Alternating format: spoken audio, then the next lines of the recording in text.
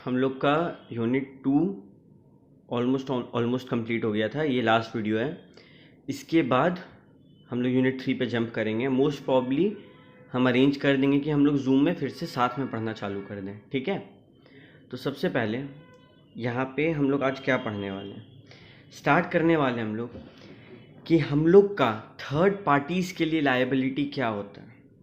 इससे पहले फिर से एक बार बता दे, थर्ड पार्टीज़ कौन, आपस में पार्टनर्स को छोड़ के जिसके बारे में भी जिक्र करे, चाहे वो कस्टमर हो, चाहे वो होल सेलर हो, चाहे वो हम लोग का मकान मालिक हो, सब कोई थर्ड पार्टी है, ठीक है। तो जो अपने फर्म का नहीं है उसके अलावा अगर किसी से बात करें यानी किसी थर्ड पार्टी से, तो उससे कैसे डील करें। सबसे पहले liability of a partner for acts of the firm. अगर फर्म कोई हरकत कर रहा है तो लायबिलिटी पार्टनर का क्या होगा। चलो ऐसे बात करते हैं, पहले इसका एग्जाम्पल देखते हैं। Certain persons were found to have been partners in a firm when the acts constituting an infringement of a trademark by the firm took place. It was held they were liable for damages arising outside of the alleged infringement. Sorry. It being immaterial that the damages arose after the dissolution of the firm. ध्यान से सुनो, कुछ लोग थे, ठीक है, एक firm था उनका, वो लोग वहाँ पे पार्टनर्स थे।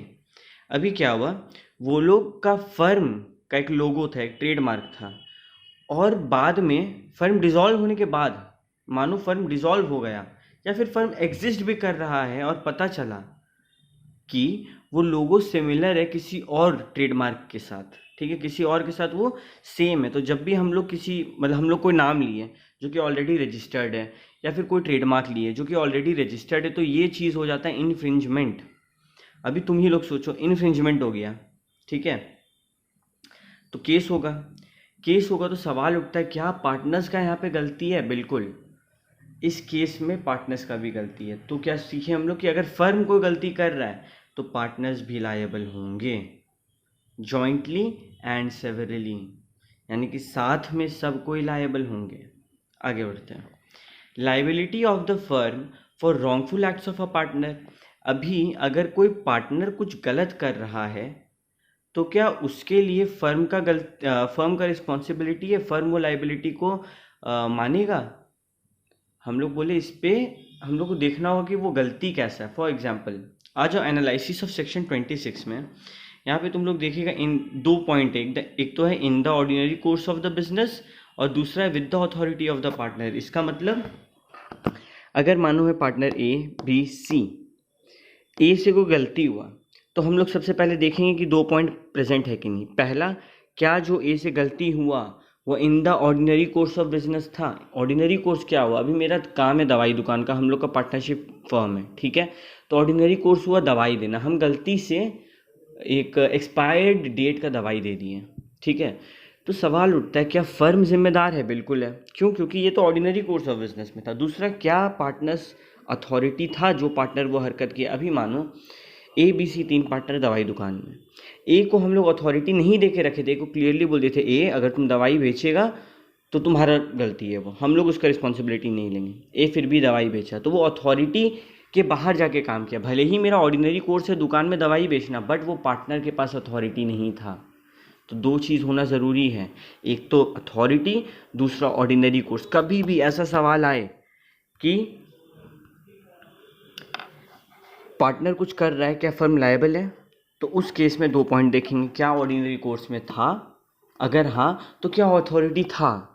अगर ऑर्डिनरी कोर्स में नहीं था तो ऐसे ही आउट है, और अगर अथॉरिटी नहीं था तो भी आउट है। यानी कि दोनों प्रेजेंट होना चाहिए, दोनों पॉइंट प्रेजेंट होना चाहिए, ठीक है।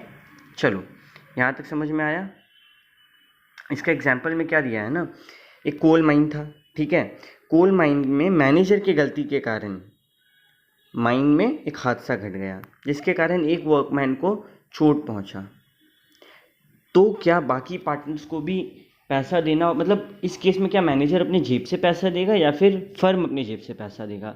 सर फर्म अपने जेब से पैसा देगा। क्यों, क्योंकि भैया यहाँ पे क्लियरली अथॉरिटी भी था और ऑर्डिनरी कोर्स भी था, यहाँ तो उससे गलती हुआ है तो फर्म भी भुगतेगा, ठीक है। और तीसरा point, liability of a firm for miss application by partners. ठीक है, अभी अगर पार्टनर्स कुछ के साथ मतलब पार्टनर्स कुछ मिस अप्लाई कर दिए तो क्या उसमें फर्म लायबल है? सबसे पहले 2 पॉइंट पे ध्यान देंगे इसमें। पहला, a partner acting within his apparent authority receives money और property from a third party and misapplies it. यहाँ पे क्या हुआ, ए बी सी 3 पार्टनर है, ठीक है, सी को पैसा मिला और वो मिस अप्लाई किया। पहला सीन ये है, ठीक है।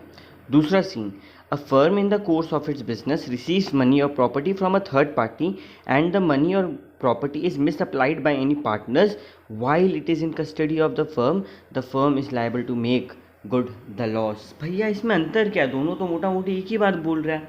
यहाँ पे अंतर है ये word, custody of the firm. सवाल उठता है कि फर्म के पास उसका कस्टडी था कि नहीं।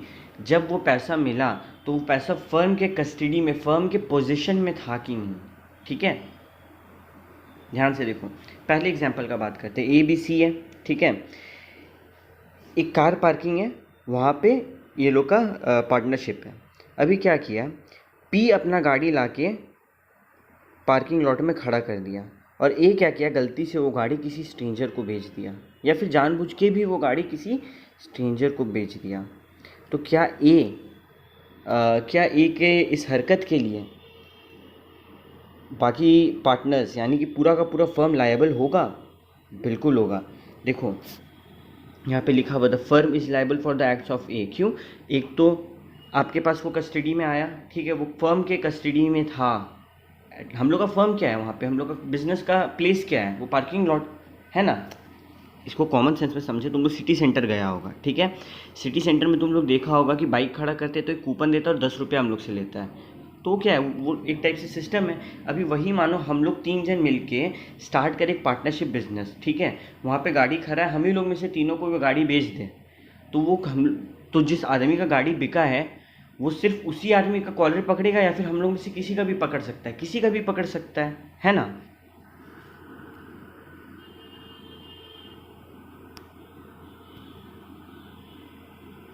अभी यहाँ पे ये कॉन्सेप्ट, ये कस्टडी ऑफ द फर्म, देखो ऊपर दोनों लाइन पूरा सेम है, सिर्फ ये अंतर है कस्टडी ऑफ द फर्म। इसमें क्या होता है ना, बहुत बार होता है, मानो हम लोग कोई 3 जन ए बी सी पार्टनर है, ठीक है, बी और ए बी सी में तीनों में बात हो गया कि भैया बी और सी ही सिर्फ वो जो पार्किंग लॉट है वहाँ पे खड़ा रहेगा, ए खड़ा नहीं रहेगा, और ए फिर भी वो चीज़ बेचा, तो वो क्या था, वो कस्टडी ऑफ द फर्म में नहीं था, और उस केस में ए पर्सनली लायबल होगा, बी और सी नहीं होगा। इसीलिए ये word custody of the firm डाला है, ताकि वो डिस्टिंक्शन का थिन लाइन ड्रॉ कर सके। ठीक है, आई होप तुम लोगों को ये कॉन्सेप्ट समझ में आ गया है। चलो आगे बढ़ते हैं। Rights of transferee of a partners interest, ये ना बड़ा इंटरेस्टिंग टॉपिक है। देखो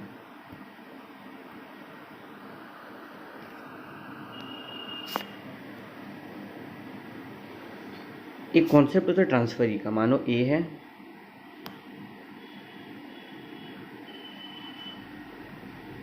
बी है, सी है, ठीक है, ए चाहे तो एक आदमी को अपॉइंट करेगा, मानो जेड, और बोल देगा कि बी सी मेरा जो भी प्रॉफिट होगा ना इसके जेब में डालना।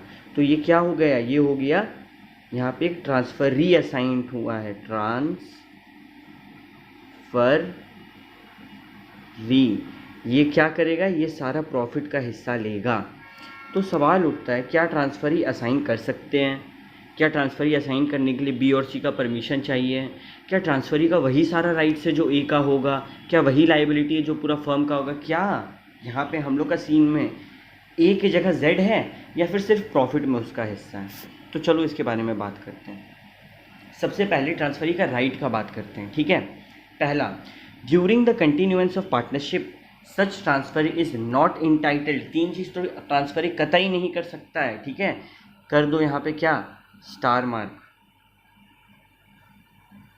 ठीक है। 3 चीज़ ट्रांसफरी कभी नहीं कर सकता है। पहला, interfere with the conduct of the business. A B C था, अभी बी सी कोई डिसीजन लिया, क्या जेड आकर बोल सकता है कि भैया ये डिसीजन ऐसे मत लो, ऐसे लो? बिल्कुल नहीं बोल सकता है। क्या बोलेगा बी सी, अरे शांति से बैठ साइड में, ठीक है। क्यों? क्योंकि सेक्शन 29 में क्लियरली बोला you can not interfere with the conduct of the business. दूसरा, तुम अकाउंट्स मांग नहीं सकता है, तुम इंस्पेक्ट नहीं कर सकता है बुक्स को। तो ट्रांसफरी का भैया 3 पॉइंट क्या है? पहला, तुम बीच में नहीं बोलेगा। दूसरा, तुम हिसाब नहीं मांग सकता। तीसरा, तुम किताब नहीं मांग सकता। क्या? तुम बीच में नहीं बोलेगा, पहला। दूसरा, तुम हिसाब नहीं मांग सकता। तीसरा, तुम किताब नहीं मांग सकता। हिसाब मतलब अकाउंट्स, किताब मतलब बुक्स ऑफ द फर्म, ठीक है। 3 बात था, एकदम क्लियर हो गया, याद भी हो गया। क्या बोलेंगे कि चुपचाप जेड तुम प्रॉफिट लो और साइड में बैठो, तुम बीच में कुछ नहीं बोल सकता है, तुम हम लोग का अकाउंट्स तक नहीं मांग सकता है। इसको बार बार हम लोग ये चीज़ दोहराएंगे। 3 चीज़ ट्रांसफर ही नहीं कर सकता। देखो बच्चा लोग, डायरेक्ट क्वेश्चन आ सकता है इससे, केस स्टडी आ सकता है इससे, तो प्लीज़ ये पॉइंट कर लेना, ठीक है। ये सब सवाल पूछने लायक क्वेश्चन हैं, ठीक है। आगे बढ़ते हैं।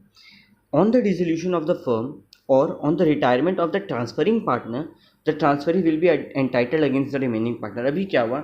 ए अपना हिस्सा, अपना शेयर ऑफ प्रॉफिट किसको दिया था? जेड को, ठीक है। तो अब मानो ए रिटायर हो रहा है, तो वो कौन था? ट्रांसफरिंग पार्टनर, ट्रांसफरर था, ट्रांसफरी था जेड। तो इस केस में क्या होगा? जो ट्रांसफरी है वो रिमेनिंग पार्टनर से मांग सकता है कि भैया वो जो जा रहा है ना ए, उसका सारा share of profit, share of assets मेरे को दो, और मेरा शेयर बताओ टोटल कितना हो रहा है, ठीक है। ये बात का बार बार हम रिपीट कर रहे हैं कि एडमिशन के लिए सारे पार्टनर्स का कंसेंट होना ज़रूरी है, यूनानिमस कंसेंट होना ज़रूरी है, ठीक है। बट अगर कोई ट्रांसफरी को हम लोग सिर्फ शेयर ऑफ प्रॉफिट दे रहे हैं तो उसके लिए यूनानिमस कंसेंट होना ज़रूरी नहीं है, ठीक है।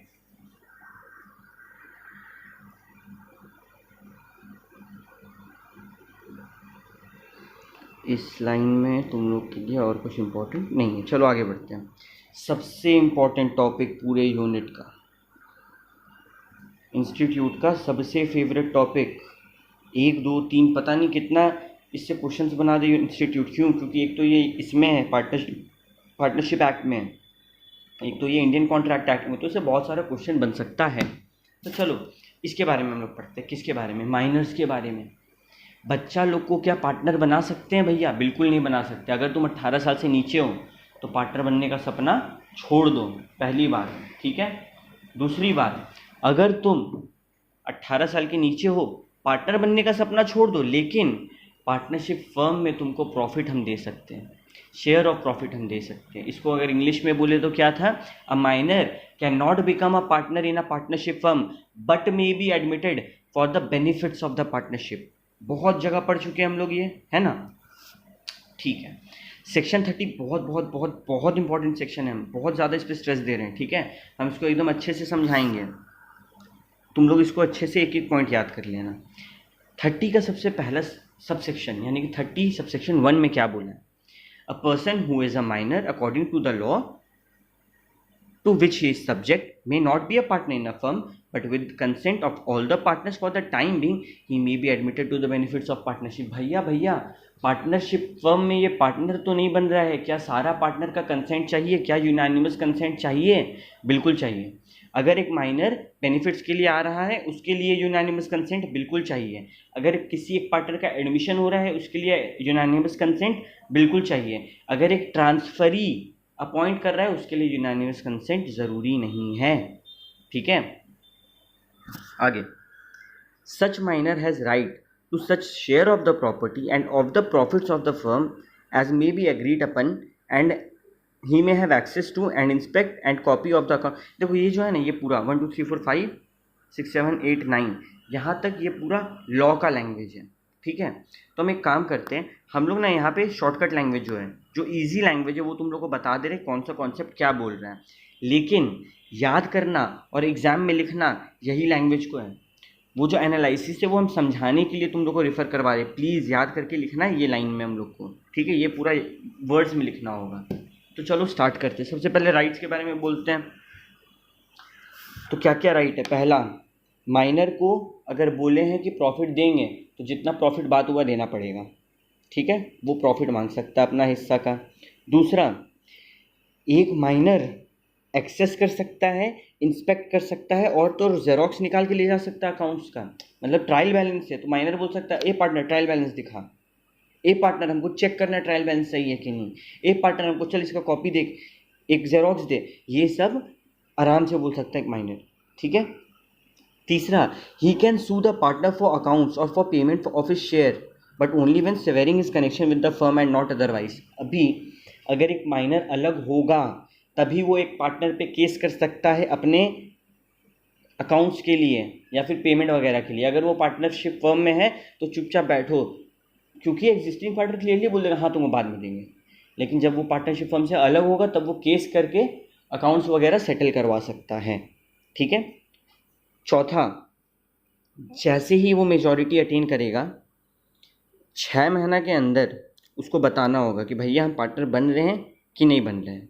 अगर वो बन रहा है तो फिर वो माइनर नहीं कहलाएगा, उसका सारा जो है मतलब सिंपल वर्ड्स में बोले तो लाइबिलिटी अनलिमिटेड हो जाएगा। पहले क्या था कि अगर फर्म का नुकसान हो रहा है ना तो बाकी सारा पार्टनर का घर से जाके हम सामान उठा के ला सकते हैं, लेकिन माइनर का घर जाके सामान नहीं ला सकते हैं। अभी हम लोग बार बार एक लाइन बोल रहे थे, बेनिफिट्स ऑफ द पार्टनरशिप। अगर तुम लोग इसका मतलब ये समझ रहा है ना कि पार्टनर को सिर्फ प्रॉफिट मिलेगा, लॉस होगा तो पार्टनर का कोई रिस्पॉन्सिबिलिटी नहीं है, तो तुम लोग गलत समझ रहा है। असल में पार्टनर का जो माइनर पार्टनर है उसका अगर नुकसान हो रहा है, ठीक है, फर्म का नुकसान हो रहा है, तो माइनर पार्टनर का जो फर्म का शेयर है उससे हम ले सकते हैं पैसा। मानो सबका 100 रुपया प्रॉफिट हुआ था पिछले साल, तीनों फर्म में हम लोग रिजर्व में डाल दिए, ठीक है, बोले कि हाँ काम में ले लेंगे। अभी अगले साल नुकसान हो गया 500 का, तो 100 वो लोग अपना घर से लाएगा या फिर वो वहाँ से निकाल के दे देगा, और माइनर को भी 100 रुपया देना होगा अपना फर्म से। हाँ, हम लोग घर जाके माइनर का घर का सामान उठा नहीं सकते हैं। ठीक है, इस बात को ध्यान में रखना कि हाँ वो लोग माइनर लॉस भी बियर करता है, बट लिमिट है कितना, जितना उसका शेयर है उतना ही फर्म में। अनलिमिटेड लाइबिलिटी नहीं होता है माइनर का, ये कॉन्सेप्ट है। ठीक है, ठीक है। 4 राइट पढ़े। लाइबिलिटी, अभी 2 कॉन्सेप्ट आता है लाइबिलिटी में, एक तो बिफोर अटेनिंग मेजॉरिटी, दूसरा आफ्टर अटेनिंग मेजॉरिटी। ठीक है, बिफोर अटेनिंग में 18 साल से पहले क्या क्या लाइबिलिटी है? लाइबिलिटी है कि जितना प्रॉफिट है उतना लाइबिलिटी है। अगर हम 100 रुपया कमा रहे हैं, फर्म का लॉस हुआ, हम 100 ही रुपया तक वापस दे सकते हैं। मतलब फर्म से जितना उठाएं उतना ही वापस दे सकते हैं। लेकिन बाकियों का क्या है, फर्म से मानो उठाया 2 लाख रुपया वो लोग और नुकसान हो गया 10 का, तो घर से सामान बेचो। और माइनर बोलेगा हम तो 2 ही लाख कमाए थे, हम नहीं बेचेंगे। तो यहाँ पे ये लाइबिलिटी इसका इतना ही तक लिमिटेड है। बी में क्या बोल रहे हैं, minor has no personal liability, unlimited liability होता ही नहीं, तो घर से सामान उठा के देना नहीं है। तीसरा, minor cannot be declared insolvent, but if the firm is declared insolvent, his share in the firm vests in the official receiver या फिर assignee। माइनर को इंसॉल्वेंट नहीं बोल सकते, लेकिन अगर फर्म इंसॉल्वेंट हुआ तो जो माइनर का हिस्सा था वो उसके ऑफिशियल रिसीवर या फिर जो असाइनी था माइनर का उसके पास चल जाएगा। अभी क्या हुआ, मेजॉरिटी अटेन किया, तो सबसे पहले या तो 6 महीना के अंदर या फिर जब उसको पता चल जाए कि वो एडमिट हुआ है पार्टनरशिप फर्म में बेनिफिट्स के तौर पे। इसको हम ऐसे इस तरीके से एग्जांपल में बताते, रुको।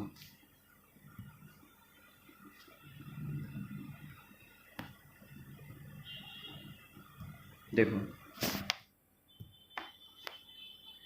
ए जो है ये क्या है, ए जो है, एक सेकेंड, मानो ये छोटा ए है, ठीक है, छोटा ए माइनर है, ठीक है। तो सवाल उठा कि माइनर मेजर कब बनेगा, जब वो 18 साल का होगा। ये तो भैया हम लोग को पता है। तो जब वो मेजर बन गया तो क्या होगा भैया, जैसे ही माइनर मेजर बनेगा, मानो 1 जून को माइनर बना मेजर, उसका बर्थडे था, हैप्पी बर्थडे, और वो बन गया मेजर। तो अब इसके 6 महीना के अंदर में उसको डिक्लेरेशन देना होगा कि भैया हम मेजर बन गए हैं। अब क्या बोलेगा, हाँ हमको पार्टनरशिप फर्म में रहना है, अगर नहीं रहना तो बोलेगा हाँ हमको पार्टनरशिप फर्म में नहीं रहना है। जो बोलना है ये 6 महीना के अंदर बोलो। या फिर अभी वो तो बच्चा था, उसको तो पता नहीं है कि उसके पास प्रॉफिट कहाँ से आ रहा, तो उसको तो मतलब नहीं है। तो जब उसको बताएगा कोई, या तो जैसे मानो ये जो छोटा था इसका और पार्टनर था बी और सी, तो जब ये लोग बताएगा तब वो मेजर कहलाएगा। या तो 6 महीने के अंदर उसको बोल देना है, या फिर जब उसको नॉलेज हो कि हाँ हम मेजर हो चुके हैं, अब हमको डिसीजन लेना एक बहुत बड़ा अपना लाइफ का, तब जो भी बाद में हो, अभी मानो इसको बाद में पता चला ये कि पार्टनरशिप फर्म में तो बाद में ये डिक्लेयर करेगा, उसमें दिक्कत नहीं है। लेकिन अगर कुछ नहीं हो तो ऑटोमेटिकली वो 6 महीने के अंदर मान लिया जाएगा कि ये अब फर्म का हिस्सा है। ठीक है, इस बारे में आगे डिस्कस करेंगे, टेंशन मत लो। अभी अगर वो बोला हाँ हम पार्टनर हैं, तो क्या, पहला, जिस दिन वो बोला हाँ हम पार्टनर हैं उस दिन से लेकर उसका लाइबिलिटी हो जाएगा अनलिमिटेड। ठीक है, personally liable, he becomes personally liable to third parties for all acts of the firm done since he was admitted to the benefits of partnership. जिस दिन अटेनिंग मेजॉरिटी, उस दिन नहीं है, जिस दिन बोल रहा है कि हाँ हम पार्टनर बनेंगे उस दिन से। ठीक है, दूसरा, his share in the property and the profits of the firm remain the same. जितना पहले मिल रहा था प्रॉफिट उतना ही मिलेगा, उसमें बदलाव नहीं है। बस इसको बोल देना है कि हाँ हम पर्सनली लायबल हैं अब, यानी कि हाँ हम हिस्सा ले चुके हैं एज अ पार्टनर, अब हम छोटा बच्चा नहीं है। अच्छा, अब अगर ये बोला कि हम पार्टनर नहीं बनना चाहते हैं तो राइट और लाइबिलिटी वही होगा जब तक ये पब्लिक नोटिस ना दे। मतलब इसको बोलना होगा ना दुनिया को कि हाँ दुनिया सुनो हम पार्टनर नहीं हैं, अब हम बेनिफिट्स में भी नहीं हैं। तो जब तक पब्लिक नोटिस नहीं देगा तब तक वही राइट्स लाइबिलिटी रहेगा। ऊपर में भी देखो, जब तक वो डिसीजन नहीं ले रहा था तब तक उसका वही माइनर वाला हिस्सा था। ठीक है, his share shall not be liable for any acts of the firm done after the date of notice. अब नोटिस दे दिए, क्या उसके बाद ये लायबल होगा किसी भी तरीके से? बिल्कुल नहीं। और तीसरा, he shall be entitled to sue the partners for his share of the profit and property and profits. It may be noted that such minor shall give notice to the registrar that he has or has not become a partner. अगर वो partner बन रहा है तब भी उसको registrar को बताना है, अगर वो पार्टनर नहीं बन रहा है तब भी वो रजिस्ट्रार को बताना है। सबसे इंपॉर्टेंट पॉइंट तो ये सुन लो, चाहे कुछ भी हो, माइनर मेजर बदल रहा है, उसका जो डिसीजन है उसको बताना होगा रजिस्ट्रार को। ठीक है, अच्छा, क्या वो केस कर सकता है? हाँ, हम लोग पहले ही पढ़ चुके कि अगर एक माइनर हट रहा है पार्टनरशिप फर्म से, यहाँ पे तो वो हट रहा है ना, तो वो केस कर सकता है। अगर वो है तो वो केस नहीं कर सकता पार्टनर से अकाउंट्स मांगने के लिए, लेकिन अगर वो हट रहा है तो वो बिल्कुल केस कर सकता है। तो देखा जाए हम लोग सबसे भारी सेक्शन ऑलमोस्ट कंप्लीट कर लिए हैं। ठीक है, अभी जो जितना भी सेक्शन है ना, सब छोटा छोटा सेक्शन है, सब कॉमन सेंस वाला सेक्शन है। देखो, सेक्शन 31 से 35 क्या चीज़ में डील करता है? अगर कोई पार्टनर बाहर जाए यानी कि रिटायरमेंट या डेथ, और अगर कोई पार्टनर अंदर आए यानी कि एडमिशन, तो क्या लीगल तरीके से हम लोग हैंडल करेंगे। तो सबसे पहले introduction of a new partner. सबसे पहला बात हम लोग जानते हैं कि नया पार्टनर तब तक एडमिशन नहीं ले सकता जब तक सबका मंजूरी ना हो। जो कॉन्सेप्ट है सबका मंजूरी, इस कॉन्सेप्ट का नाम है यूनानिमस कॉन्सेंट। ठीक है, एक तो ये जानते हैं। तो subject to a contract between the partners and to the provision of section 30, no person shall be introduced into a firm without the consent of all the partners. All को highlight करो, ये बार बार बता रहे एग्जाम में हो सकता है कि बी सी माना डी नहीं माना ए को लेने के लिए, तो क्या ए हिस्सा ले सकता है? बिल्कुल नहीं ले सकता, सबका मंजूरी होना ज़रूरी है। अच्छा, दूसरा, a person who is introduced as a partner into a firm does not thereby become liable for any acts of the firm done before he became a partner. अभी नया एडमिशन हुआ, ठीक है, मानो 1 तारीख को, 1 जून को, तो 1 जून से लेके जितना भी डिसीजन होगा उसमें वो नया पार्टनर का लायबिलिटी होगा ना। अभी मानो 1 जून से पहले कोई फर्म लोन लेके रखा था और जब नया पार्टनर है तो बोल रहे कि तुम भी ये लोन पे करो, तो क्या हम लोग सही हैं? नहीं, हम लोग पूरी गलत है। ठीक है, अब बढ़ते हैं आगे। Rights and liabilities of a new partner. The liabilities of the new partner ordinarily commence from the date when he is admitted as a partner unless he agrees to be liable for obligation incurred by the firm prior to the date।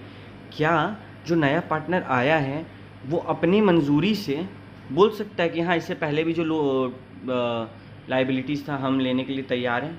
बिल्कुल बोल सकता है। अगर एकदम concept वाला बात करें ना, देखो तुम लोग को ड्राइंग बना के दिखाते तब समझ में आएगा। ए है, बी है, 2 जन पार्टनर है। अभी नया पार्टनर आया सी, तो नॉर्मल रूल क्या बोलता है कि ये जो नया पार्टनर है अगर ये 1 जून को आया है, ठीक है, तो इस दिन के बाद से जो भी लाइबिलिटी होगा वो ये इनकर करेगा। लेकिन अगर ये चाहे तो इससे पहले वाला लाइबिलिटी भी ये पे करने के लिए तैयार हो सकता है। ये इसके ऊपर रिस्पॉन्सिबिलिटी है, पहला कि ये चाहे। दूसरा जो अच्छा ये पे किसको करेगा, ये पे करेगा क्रेडिटर्स को। तो क्रेडिटर्स जब तक हाँ नहीं बोलेगा तब तक इसका चाहना ना चाहना तो फ़ायदेमंद ही नहीं है। क्रेडिटर्स को हाँ बोलना ज़रूरी है क्योंकि पैसा ये लोग को चाहिए। ये लोग बोल देगा कि नहीं ए और बी ही देगा, तो फिर ए और बी ही देगा। तो इसका मंजूरी और इसका मंजूरी, दोनों का मंजूरी ज़रूरी है। देखो यहाँ पे वही चीज़ इंग्लिश में लिखा है। The new firm including the new partner who joins it may agree to assume liability for the existing debts of the old firm, and creditors may agree to accept the new firm as their debtor and discharge the old partners. The creditor's consent is necessary in every case to make the transaction operative. इसको कर लो highlight. ऐसा कोई question आए तो क्या देखेंगे, पहला क्या सी तैयार है, हाँ सी तैयार है। जो नया पार्टनर है क्या वो तैयार है, हाँ वो तैयार है पहले का पेमेंट करने के लिए। क्या क्रेडिटर्स तैयार है इससे पेमेंट लेने के लिए, हाँ क्रेडिटर्स तैयार है, तब तो कोई दिक्कत ही नहीं है। ठीक है। अच्छा ऐसा हुआ खाली सी तैयार है, हाँ सी तैयार है। क्या क्रेडिटर्स तैयार है, नहीं वो तैयार नहीं है, तब तो दिक्कत है। क्या क्रेडिटर्स तैयार है, हाँ क्रेडिटर्स तैयार है। क्या सी तैयार है, नहीं सी तैयार नहीं है, तब भी दिक्कत है। ठीक है, तो दोनों का मंजूरी होना ज़रूरी है। अभी बढ़ते हैं आगे। अगर दो पार्टनर हैं और उसमें से एक जन रिटायर कर गया तो वो पार्टनरशिप फर्म डिसॉल्व हो जाएगा। ये बात पहला लाइन बोल रहा है इस पेज का, और सबसे बेतुका लाइन है। ठीक है, ये बात हम लोग को पता था कि दो पार्टनर है, एक जन रिटायर हो जाए तो मर जाए तो ऑटोमेटिकली एक जन तो पार्टनरशिप फर्म चला नहीं सकता। पार्टनरशिप फर्म का एक एलिमेंट था टू और मोर पर्सन्स, तो वो कौन सा क्राइटेरिया फुलफिल नहीं करेगा, इसीलिए ये चीज़ हम लोग को पता था। कुछ नया बताओ। एक पार्टनर 3 तरीके से रिटायर कर सकता है। Point number A, with the consent of all the partners, कि सारे पार्टनर से मंजूरी लिया और रिटायर किया। Point number B, express agreement, कि एग्रीमेंट में था कि हम जब चाहे तब रिटायर कर सकते हैं और वो रिटायर कर रहा है। Point number C, partnership at will, जब भी पार्टनरशिप एट विल हो, मेरा मन कर रहा है चुपचाप नोटिस देंगे और निकल जाएंगे, कोई कुछ नहीं बोल सकता है।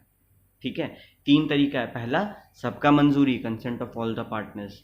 दूसरा एक्सप्रेस एग्रीमेंट, एग्रीमेंट में लिखा हुआ था ये वाला बात कि हम जब चाहे निकल सकते हैं वो। और तीसरा पार्टनरशिप इज एट विल, यानी कि विल वाला था, 2 होता है ना, fix partnership, partnership at will, तो ये कौन सा था, पार्टनरशिप एट विल। तो इस 3 केस में हम लोग शांति से निकल सकते हैं। इस 3 के अलावा कोई तरीका नहीं है रिटायर होने का। पहला पॉइंट समझ गए। दूसरा, a retiring partner may be discharged from any liability to any third party for the acts of the firm done before his retirement by an agreement made by him with such third party. इसमें क्या बोल रहा है ना, simply सुनो। मानो आदमी को रिटायर कर रहा है एक पार्टनर, और वो पार्टनर ना थर्ड पार्टी के साथ बात किया और एग्रीमेंट कर लिया कि भैया तुम्हारा जो लाइबिलिटी है ना वो ये लोग दे देगा। तो अगर वो ऐसा बोल रहा है तो कोई दिक्कत नहीं, वो ऐसा कर सकता है। ठीक है। तीसरा, the retirement of a partner from a firm, he and the partners continue to be liable as partners to third party for any act done by any of one of them which would have been an act of the firm if done before the retirement until, जब तक public notice नहीं दे रहे हैं, यानी कि दुनिया को नहीं बता दे रहे हैं कि हम रिटायर हो रहे हैं, तब तक का सारा एक्ट के लिए हम लायबल हैं। इसको और इजी तरीके से बताते, देखो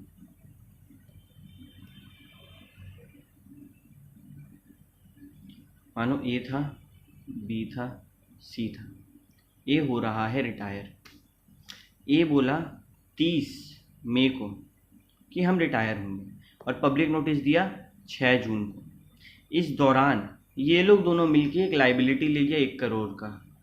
क्या इसका रिस्पॉन्सिबिलिटी होगा वो पैसा देने का? बिल्कुल, क्योंकि लॉ बोलता है जब पब्लिक नोटिस देंगे तब आप असल में रिटायर करेंगे, आपका डिसीजन से कोई फ़र्क नहीं पड़ता है।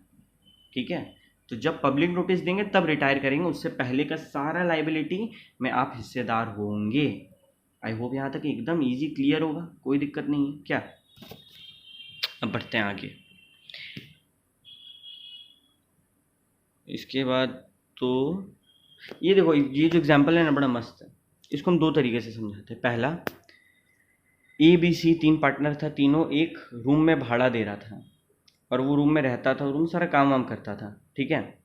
और सी निकल गया पार्टनरशिप फर्म से, रिटायर कर गया, तो क्या सी अब उस रूम में रह नहीं सकता है? भैया वो टीनेंट का राइट से नहीं हटा है, वो पार्टनर के राइट से हटा है। टीनेंट यानी कि भाड़ेदार। तुम खुद ही सोचो ना, हम लोग का एक रूम है, उसमें हम लोग भाड़ा दे रहे हैं और काम कर रहे हैं, और कोई एक जन रूम से निकल गया और वो दूसरे दिन आया, तो हम लोग क्या बोलेंगे? अब तुम पार्टनर नहीं, मत आओ? नहीं, ये नहीं बोल सकते। क्यों?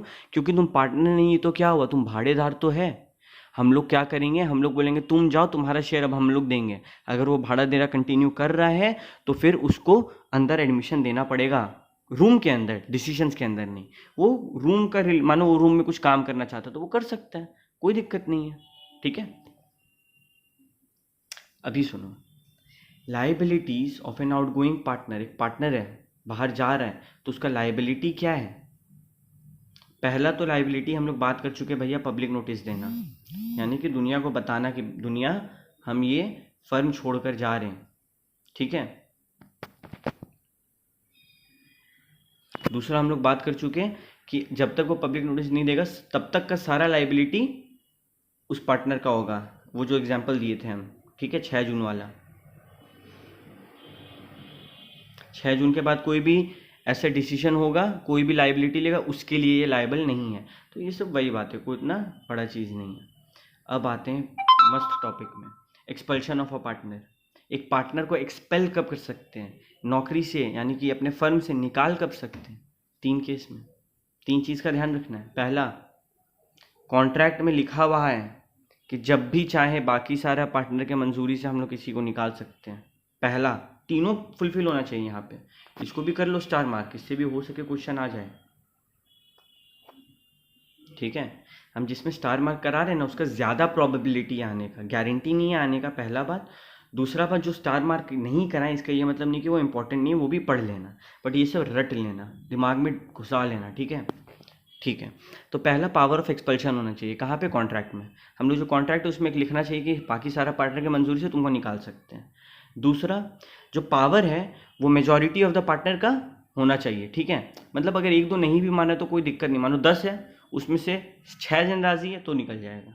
तीसरा, it has been exercised in good faith. अच्छा रीज़न है उसको निकालने का, मतलब जो उसको निकाल रहे हैं ना उसका एक वैलिड रीज़न है। उसको इसलिए नहीं निकाल रहे क्योंकि हम लोग को शेयर ज़्यादा चाहिए, या फिर उसको इसलिए नहीं निकाल रहे क्योंकि अब इसका काम नहीं है, इसलिए निकाल रहे क्योंकि वो फ्रॉड किया या फिर फर्म को कोई नुकसान हो रहा है। समझ में आया? ओके, तो ये 3 कंडीशन फुलफिल होना ज़रूरी है। अगर इस 3 के अलावा कोई भी तरीके से निकल रहा है तो नल वॉइड होगा। एग्ज़ाम में क्वेश्चन आया, केस स्टडी पार्टनर के निकालने के ऊपर, क्या करना है भैया? सबसे पहले सेक्शन 33 ये तीनों ज्ञान लिख देना, फिर ये जो हाईलाइट किए ये लिख देना, फिर अपना जो हम लोग कनेक्ट करते हैं जो बॉडी का हिस्सा, ये तो इंट्रोडक्शन था ना, जो कनेक्ट करते हैं ऊपर वाला हिस्सा से कनेक्ट करेंगे, लास्ट में कंक्लूजन दे देंगे, ठीक है। ओके, अब आते हैं इंसॉल्वेंसी ऑफ अ पार्टनर में। एक पार्टनर इंसॉल्वेंट हो गया तो क्या होगा? यहाँ पे क्लियर लिखा है, देखो ये जो डायग्राम है ना, ये इनफ है इंसॉल्वेंसी का कॉन्सेप्ट को समझने के लिए। तो ये डायग्राम को अपन क्या करेंगे?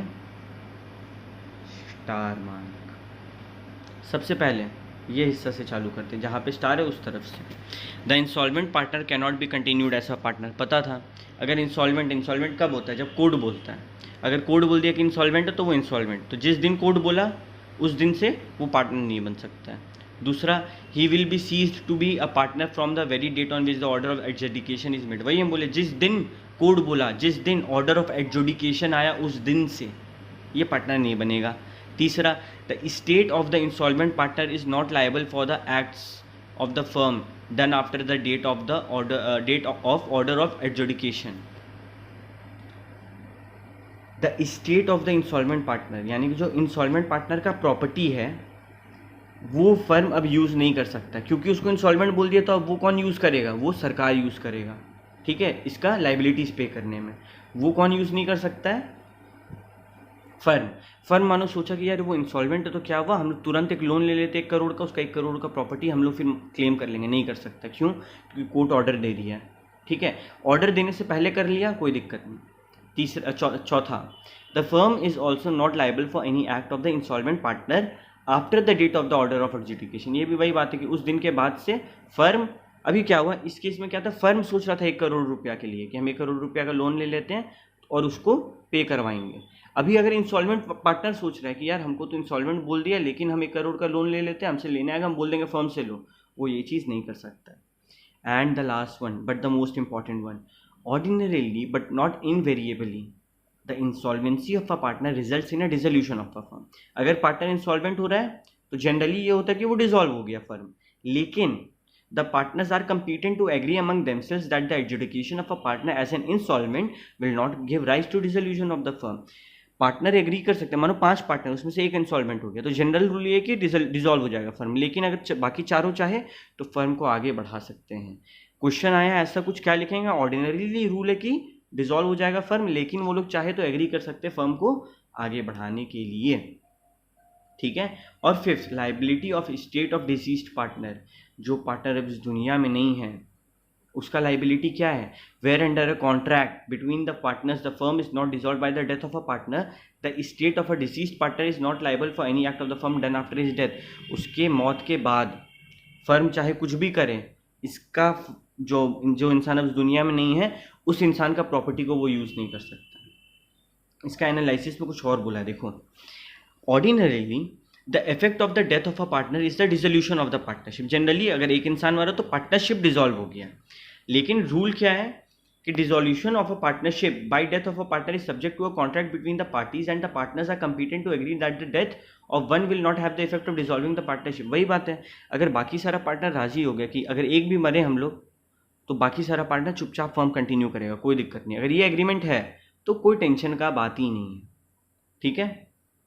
लेकिन जो डिसीज्ड पार्टनर है, जो डेड पार्टनर है, ठीक है, उसका फर्म उसका स्टेट, उसका एसेट्स फर्म अब यूज नहीं कर सकता है, ठीक है, फ्यूचर ऑब्लिगेशंस के लिए। यानी कि जिस दिन मर गया उसके दूसरे दिन ये लोग 1 करोड़ का कोई डील किया और फिर जाके उसका जो इंसान मरा उसका बेटा को बोल रहा है कि पैसा दो या फिर एसेट्स दो, तो वो ये चीज़ नहीं कर सकता फ्यूचर ऑब्लिगेशन के लिए, ठीक है। एग्जाम्पल देखो, x was a partner in a firm, the firm order goods in excess life time. यहाँ पे क्या हो रहा है ना, एक्स की जिंदगी जब एक्स जिंदा था तब फर्म ऑर्डर किया, बट जो गुड्स का डिलीवरी है वो फर्म के एक्स के मरने के बाद आया, तो क्या एक्स का बेटा जो है छोटा एक्स, उसको ये पैसा देना होगा, नहीं देना होगा, क्योंकि जो डिलीवरी था मेरे हाथ में सामान मेरे, अभी क्या हुआ ना, ऐसे समझो तुम लोग, एक्स है, ठीक है, वाई है, जेड है, ये लोग मिल के 1 जून को ऑर्डर दिया था, 4 जून को एक्स मर गया 4 जून को, और डिलीवरी आया 10 जून को, ठीक है। क्या वाई और जेड एक्स का बेटा से यानी कि छोटा एक्स से पैसा ले सकता है? आंसर है नो। क्यों? क्योंकि डेट अराइज नहीं हुआ। डेट कब अराइज होगा? जब गुड्स मेरे पास आएगा और हमको पेमेंट करना है तब। तो इस केस में छोटा एक्स से पैसा नहीं लिया जाएगा। सिंपल बात था।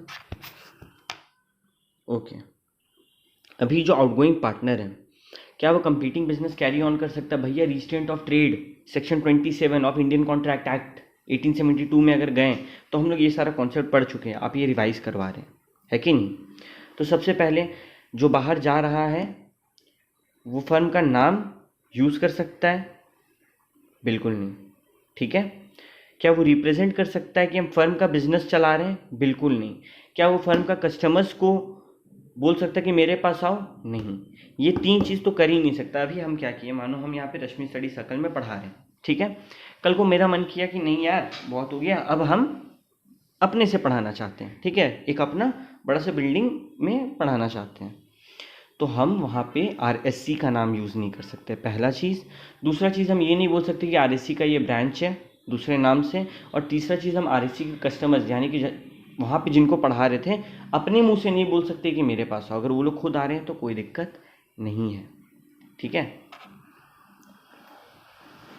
ओके, अब आते हैं rights of outgoing partner in certain cases to share subsequent profit.